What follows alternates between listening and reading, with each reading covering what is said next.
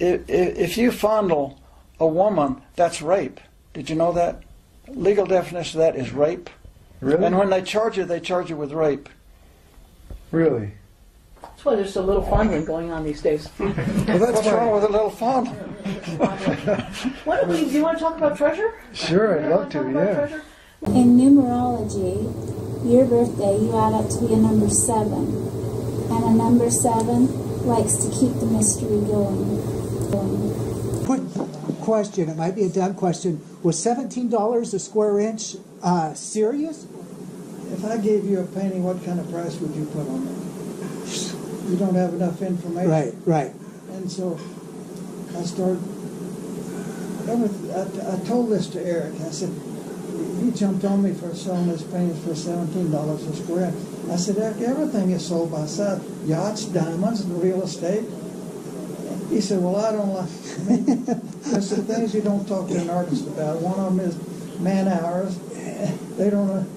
But, and I learned an awful lot about from Eric, from his perspective. I mean, I was a businessman and he was an artist, and there are places where those lines don't cross. When you talk, Eric was a great humanitarian, if that's a word. Yeah. We started talking to each other, and I said in my book, you know, the waitress is heading for the exit, the back. Yeah. She tripped over a bucket trying to get out the back door or something. But and in the back of my book, I made the comment that Eric's paintings now are selling for $85 a square inch, and Eric must be smiling down at me for that. Right. But he told me one time that if you put all my paintings side by side, they would reach a mile. And I said, Eric, you jumped all over me for saying I sell them for $17, and now you're telling me that they'll reach a mile, and we laughed about that. And, you know, the idiosyncrasy of that conversation come full circle. Yeah. Malika, you said you have how many paintings now? What? I was asking how many she had. Close to, I believe, 20. 20? She's the expert on Eric Sloan now. Are you? Do you have any favorites of type that he did? So many different styles. My first one. Your first one? It's a spring bridge, and it was the first painting that I saw because I learned about Eric through Forrest. And then it was the first painting I saw, and I bought it. Yeah. And I thought... Was that here? No. Oh, okay. And I thought it was going to be the only painting I bought. And now they just keep coming. Well, Danica was looking for my treasure. She didn't know who Eric Sloan was until she met me. Same here. And it was, and just reading from one book to the next, and learning more about him, and you just fall in love with him. Right, You know, right. the same as we all have done for Forrest. Right, right. Yeah. He's amazing. Amazing. Exactly. The life we can't even compare. Like, Right. the life we live today to the life he lived. Right. He said that he, to the fullest. when he was driving across country or something, and he would see something and he would remember it. He'd even start sketching it before he, made it to his destination. He already had in his mind, what he was going to do next. Eric told me one time that he never painted outside because the sun distorts your subject. He always painted in the studio. Most artists like to paint outside. And Eric, he said one time that, he said, I would use banana as pigment on my painting if it would give me the result that I wanted. He says you should not restrict an artist. That's what he felt, and you have to agree with him. It looks like he also did sketching on some of his paintings. Do you know anything? He did. He actually didn't. The only thing he ever sketched was the sickle. Okay. Because the symmetry of the curve in the sickle, he wanted it exact because he was so fascinated by early pioneer farm tools. And everything else, when you see the lines, that was just something that added, that it needed that little something to give the definition to the painting. Yeah, so that was just, he didn't like sketching out his paintings. He just kind of, that's why I called them happy accidents. Sandy Olson, her name has been changed to protect her anonymity, first heard about Fenn's treasure in 2018 while undergoing cancer treatment. This could keep me busy, she thought. And it did, through a double mastectomy, reconstructive surgery, and the tattoo she got to cover her scars. Like every other searcher I talked to, she eventually emailed Fenn to ask about the treasure. When he wrote back, she felt special. Soon, they were emailing almost daily, exchanging messages about life and the treasure. In July 2019, he asked her to visit him in Santa Fe. After she agreed, he wrote, "I'm not sure it will be worth your while. Under it I am just a plain old person. What do we have for each other and how much are we willing to give? Do we have to be willing to give something to one another, or is it enough to have a few laughs and a nice friendship?" she said.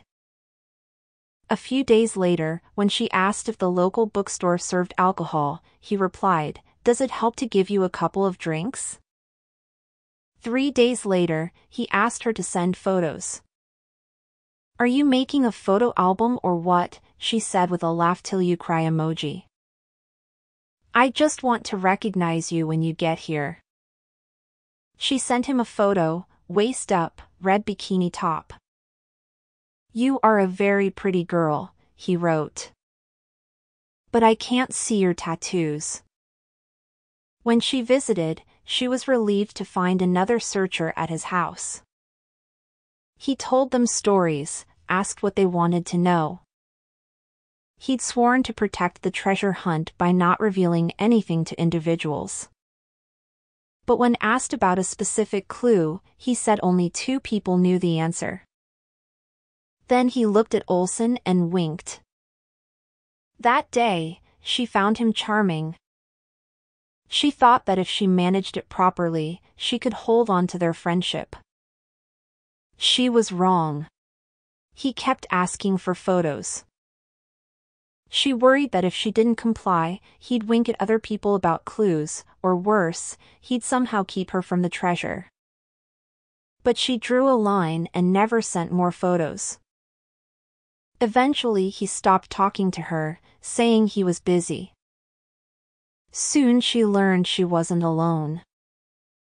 Mindy Fossey, then a 40-year-old woman, sent her search narrative to Dal Neitzel, who ran the unofficial Fenn treasure hunt site, in 2014. He posted it to his blog. Fenn contacted Fossey and invited her to email him. Like Olson, she says she felt special. He flew her and her son to see him. He said he didn't like the attention she got from men on blogs. He wrote, "I get jealous when they flirt too much.